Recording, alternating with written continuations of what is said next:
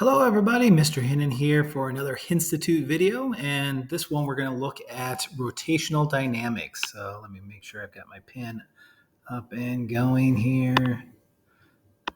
And here, we're going to actually look at a variety of different concepts. We're going to look at the moment of inertia, rotational work, rotational kinetic energy, and finally angular momentum. So we're going to hit a little bit of everything. So the first one I think is just kind of cool. So imagine that this person has this airplane and they're at the end of a rope and they're just spinning it around in a circle. So that's kind of what we have here. This is going to have some mass to it, and you're going to have to apply a force to actually get it to move around in this circle. So if we follow Newton's second law, we know that F equals ma, just kind of our typical one. But now let's go to a rotational version, because this is actually rotating.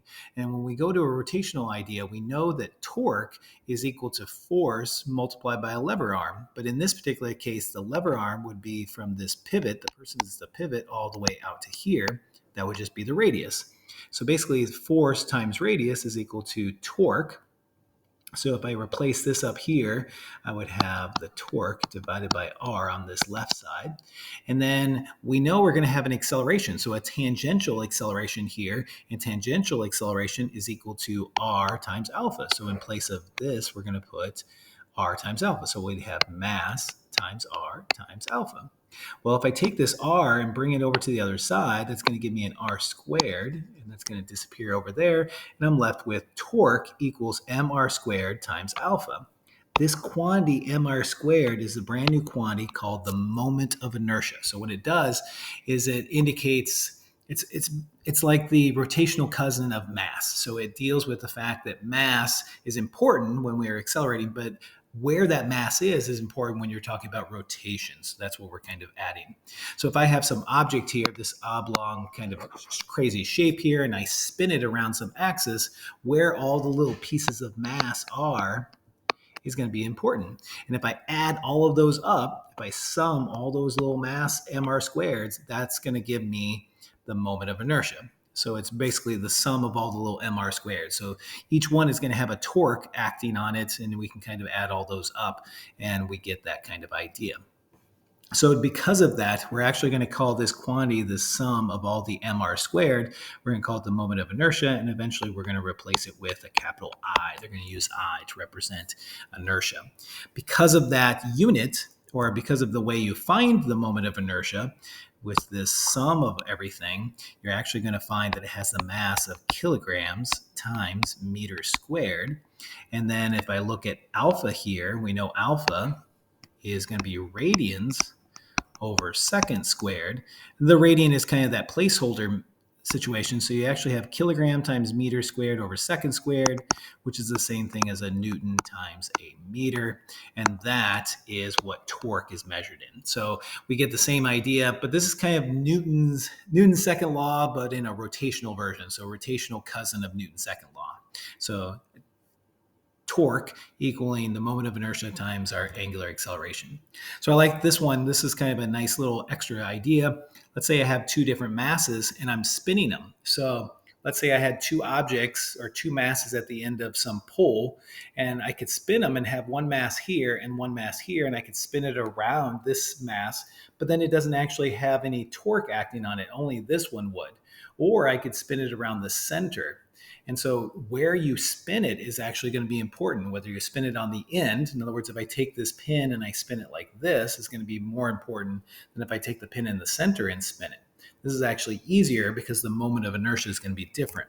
So I like this idea, because what we're going to do is we can actually calculate the moment of inertia. So in situation A here, you basically are going to sum all the mR squared. So we've got m1 times r1 squared and then m2, but m1 is at the origin. It's at the axis of rotation, so it doesn't produce any. And then if the distance from here to here, this r1 is the same as L, basically from here over to move myself up there, all the way up to here. If that's L, that's going to be important. So I can replace R2 with L, and I end up with, if I have a mass spinning, basically a stick spinning around this, just the length of it times, or length squared times the mass. And then if I actually spin it like this, So I spin it around the center, then you have a slightly different. Each one's going to produce a little L over 2 for how far away they are. They're half of this distance. This whole thing was L, and they're half of that distance away. And then when you square them, you're going to get mass times L squared over 4, but you're going to add it to another M times L squared over 4, and that's going to give you a 1/2. So it's kind of interesting that you actually end up with almost the same thing. Here, if we spin it around the end, it's ML squared. If I spin it around the center, it's 1/2 ML squared. And we're not going to come up with actually doing those sums. What we're going to look at is a variety of objects we're familiar with, like disks, solid cylinders that are going to rotate, or hoops that are going to rotate, or spheres. Or what we've been doing is we've been talking about like a rod spinning, but this one is actually spinning this way as opposed to this way. So how we get those, all those are going to be a little bit different. So it's kind of neat. Anytime we use these, I'll actually give you whatever these equations that we need are, and I think that's kind of important. So don't feel like you have to stress about it, but I want to kind of bring up where the rotational inertia comes from. Then let's just keep going. Let's go into work. We know work is normally a force times a displacement, so that's where this is coming from. But, whoops, went too far. But this displacement could be how much it's rotating around. So if I have some object, say a wheel that's rotating, that could actually be the arc length of this. That's how much it's going to move. So I can replace arc length with r times theta. Boom. Put it right in there. We know that equation. Now I've got FR theta, but I know what FR is. That's going to be the force acting on this thing, and then the lever arm, because that's perpendicular, how far away. So I can replace that with torque. And ta-da, I come up with an equation for rotational work.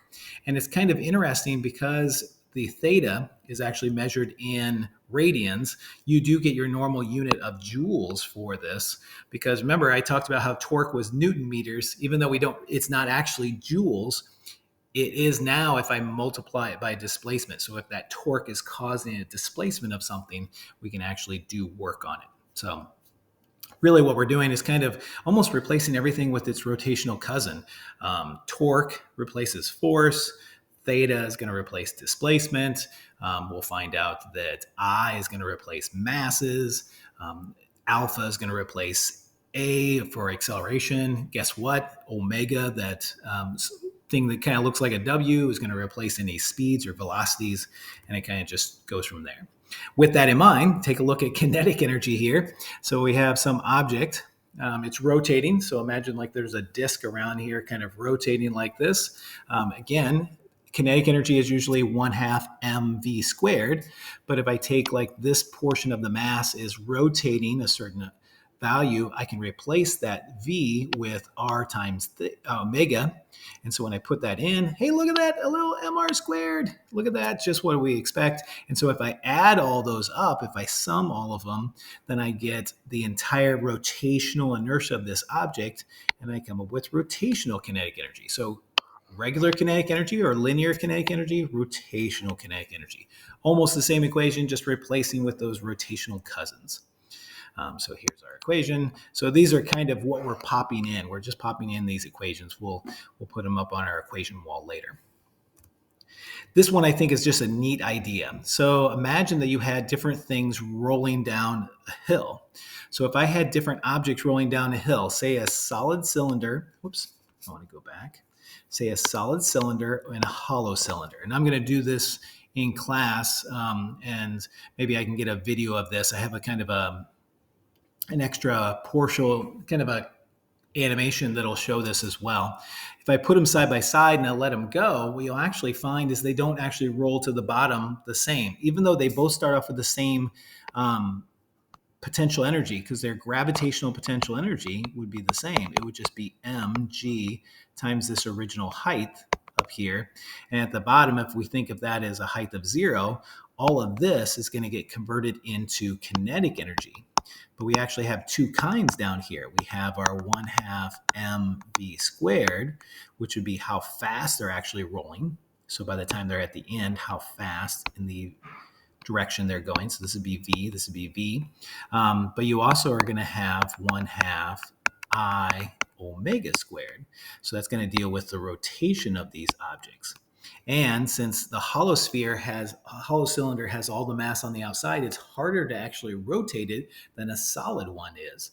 So if I put those together and I say that my gravitational potential energy has to equal the kinetic energy of it, and energy is being conserved. So here we have no final situation, but we do have finals of this. Let's start with 0 initial in this situation and only have that. We can actually replace this omega with how we find it. So if you think about it, omega is V over R. So I'm going to do that. I'm going to actually do this a little bit more. So let's do a 1/2 in I, and in place of omega here, I'm going to put that it's omega over R. Now, the whole quantity is going to be squared. The other thing I'm going to do is if you kind of go back, if you look at most of the I's, there's some number times mr squared, some number times mr squared, some number times mr squared. And in terms of a hoop, it's just 1 mr squared. And here, a cylinder, it's 1/2 mr squared. So what I'm trying to point out, I can find it here, is your I's are usually some number times mr squared. So I'm going to replace I here with 1/2. I'm going to say that it's K times mr squared. And then here, I'm going to go ahead and square this. So it would be omega squared over R squared. Hey, look at that. The R squareds cancel. So actually the radius, the size of this thing is irrelevant when it's rolling down. It could be a really big object or it could be a really small object. The radius is actually irrelevant. But what I end up with is a 1/2 m times, this shouldn't be omega. This should be V. This should just be V, sorry, V squared. Because I replaced omega with V over R. Sorry about that. So this is going to be 1/2 mv squared, or actually VF, it's the final. And then this one is also going to be a VF, but I'll have 1/2 a K, so that's whatever number is in front of the mr squared for things. And then I have an M, and then it also has a VF squared. So what I was trying to point out is basically your gravitational potential energy, we can actually cancel all the masses as well. So mass won't actually matter. It won't actually matter what these masses are. So this gravitational potential energy is going to turn into kinetic or two kinds of kinetic. And the larger this K value is, then the smaller your V value has to be, because you have to actually, the larger K is, then it's going to take more of the energy, the gravitational potential energy, to actually roll it. And since the solid cylinder is actually have a 1/2 in front of it, and the hollow cylinder is a 1 in front of it, 1 is larger than 1/2. The hollow cylinder would take more time to get to the bottom. So it's kind of neat. The book likes to come up with this extra equation. I don't expect you to know it, but I just wanted to kind of bring that out. It actually brings up one other thing. So I'm going to stop this for a second. Let's see if I can end my show. Let's keep them. And I have, if I can find it, there it is. So this is kind of a fun little animation that I like, which shows 4 different objects. It's got a solid cylinder, a ring, a solid sphere, and a hollow sphere all rolling. So if you had these up at the top of a ramp, which one do you think would get to the bottom first? Would the solid cylinder, the ring, the solid ball, or the hollow ball make it? So if I let them go, let's see how it goes. They roll, roll, roll, roll, roll. Boom. Which one reached it? Let's take another look. Let's get that. Let's rewind. There's the cylinder. That was the hollow ring was last. Actually, you can almost see it over there. The hollow ball is actually second last, then the disc, but the first one down was actually that solid sphere. So actually a solid sphere is going to win the race. It's kind of cool. And the reason why is because it actually has an I value with a 2/5 in front. And then this one actually has a 2/3. This has a 1/2. and this has a 1. So remember, the larger the K value, the larger the number in front, the slower it's going to be at the very end, or the more time it's going to take to get to the very end. So this being the smallest number, 2/5 is smaller than 1/2, which is smaller than 2/3, and so forth. So just thought that was kind of a neat idea there. Come back to here. Let's pick up our current slide and see if we can finish this out. So you just kind of go in there. Last but not least, angular momentum. So we can come up with a way of actually doing the equation, but if you remember, momentum was just mass times velocity. So I think at this stage, we just replace things with their rotational cousin. We're going to replace I from m, and we're going to place omega from our v value. And we end up with a kind of a crazy unit for angular momentum, this kilogram meter squared per second. It's just kind of a weird one. But angular momentum has some extra neat little properties. You have probably seen ice skaters spinning around. And if you're spinning around, when you spread out really wide, you have a large I value. So as you're spinning, your angular momentum always has to stay conserved, assuming there's no extra forces that are causing a torque on you. So as you spin, if you're in a big kind of loop like this, if all your mass is spread out, you're going to spin fairly slowly. But as you bring in your arms, you'll actually find that you'll spin faster and faster and faster around. So if you start out really wide, you spin slowly, but as you bring your mass in, you'll actually spin faster. What's really happening is the angular momentum here has to equal the angular momentum here. And here she has a large I, so she has a small little omega. But here, by bringing her mass in, she shrank her I, and the omega has to get bigger to make up for it. So if this gets smaller, then the omega has to get larger to make up for it. It's a great little example, and that's what they're talking about here, about them using the principle of conservation of momentum. And the momentum stays constant, but their speed, their spin rate is actually going to change as they do that. That's pretty much it. That's rotational dynamics, and we'll be working on this more as we cover some stuff. Hope you enjoyed this Henstitute video.